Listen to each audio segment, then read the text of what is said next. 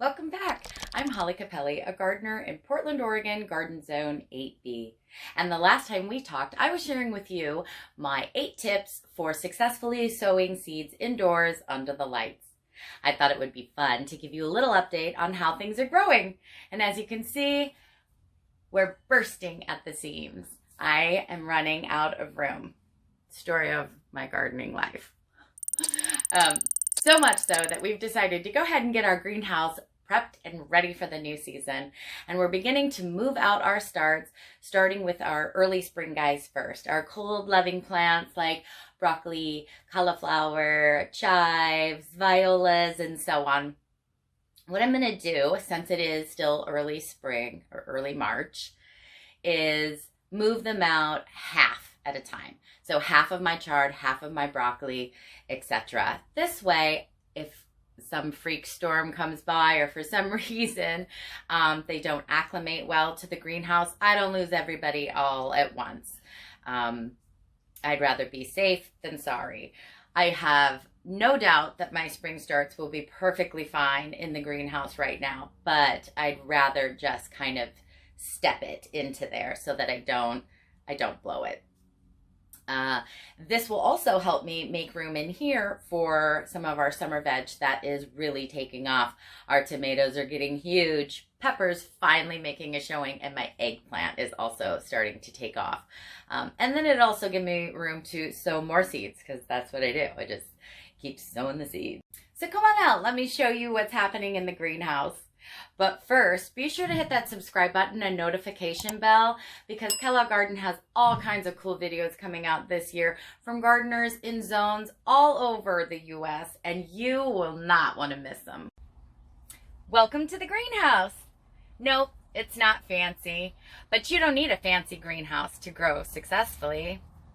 This is just one of those pop-up greenhouses that you can get for under $100 at a big box store or garden center or even online, and it works great.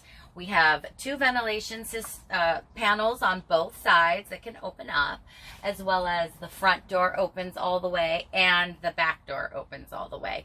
Good airflow is key for greenhouse growing, and this under $100 greenhouse does that job. We also have installed lights in here. This greenhouse sits on our patio right next to where the power is. So if we need to add a heater in here, we can. We will also add a fan in here for good airflow, continuing good airflow. So it helps to have your greenhouse sitting somewhere near a power source. We'll use these lights for when we start popping seeds outside. Right now we're still starting them indoors, but eventually that process will move out here too, and we'll just give them a little bit of light to help them out. Otherwise, so far the spring babies that we've moved out here are loving it. My chives are happy, my Swiss chard standing back up, daisies are really happy. The only one looking a little bit sad is kale, but so what, who cares? It'll be fine. No big deal. So the plan is to let these guys live in here for just a couple weeks, not long actually.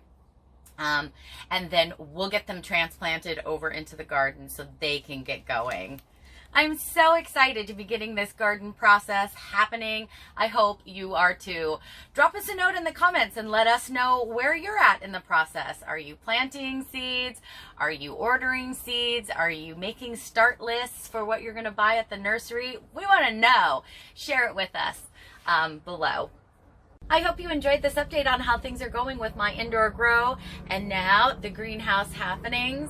I hope it's inspiring you to get started as well. And if you're interested in more gardening, backyard farming happenings, you can find me over at Instagram at Big Family Living. Happy gardening!